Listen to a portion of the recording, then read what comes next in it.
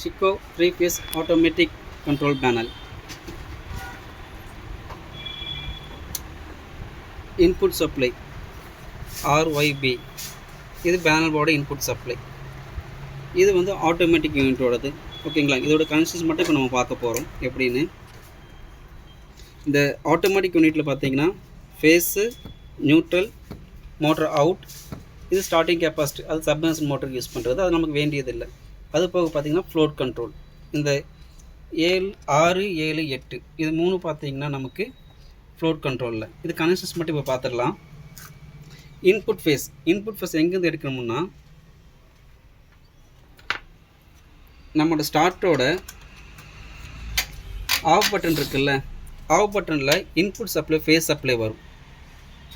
இந்த இன்புட் சப்ளைலேருந்து எடுத்து ஆல்ரெடி நமக்கு இங்கே தான் கொடுத்துருப்பாங்க, அதை நம்ம அதை டிஸ்கனெக்ட் பண்ணி நம்ம யூனிட்டுக்கு இன்புட் ஃபேஸை கொண்டு வந்து இந்த ஒயர் இன்புட் ஃபேஸு இது வந்து பார்த்திங்கன்னா யூனிட்டோட இன்புட்டுக்கு.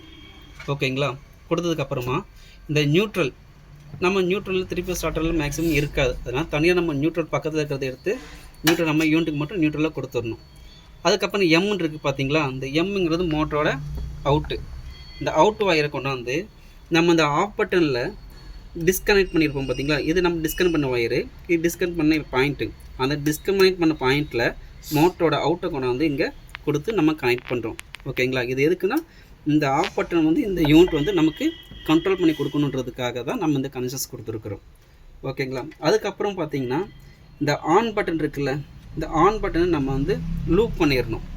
இதுக்கு லூப் பண்ணணும். ஆக்சுவலாக நம்ம இங்கே இந்த 2 வயர் அடிஷ்னலாக கொடுத்துருக்கனால இங்கே இந்த ஃபிஷன்ஸ் இந்த ஒயர் கொடுக்க முடியாதனால இங்கே கொடுக்க வேண்டிய வயரை நம்ம இங்கேருந்து கொடுக்கணும், ஏன்னா இங்கேருந்து வயர் போகுதுங்கிறதுனால இங்கே கொடுத்துருக்குறோம்.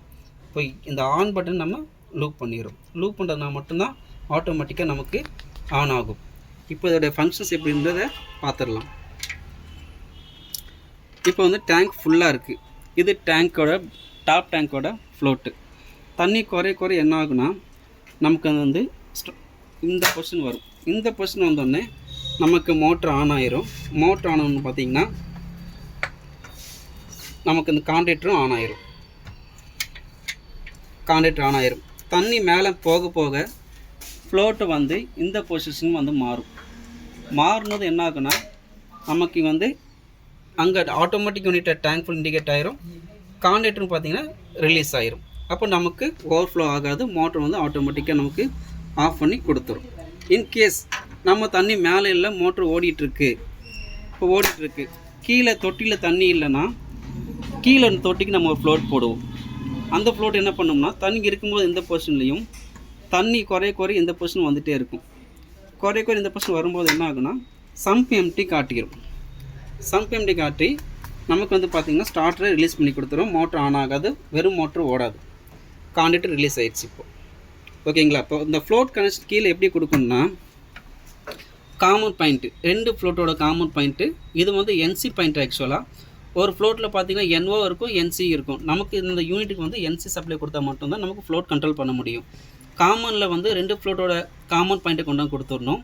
என்சி ஒயருக்கு பார்த்திங்களா, அந்த என்சி ஒயரை டாப் டேங்குக்கு வந்து 6லேயும் 8 வந்து காமனும் 9 வந்து பார்த்திங்கன்னா சம்ப்பு பாட்டம் டேங்கோடது கொடுத்துடணும். கொடுத்தா மட்டும்தான் நமக்கு இந்த பொசிஷன் படி கனெக்ஷன் கொடுத்தா மட்டும்தான் 3-phase பேனலை நம்ம கண்ட்ரோல் பண்ணி ஆட்டோமேட்டிக்காக ஒர்க் பண்ண முடியும்.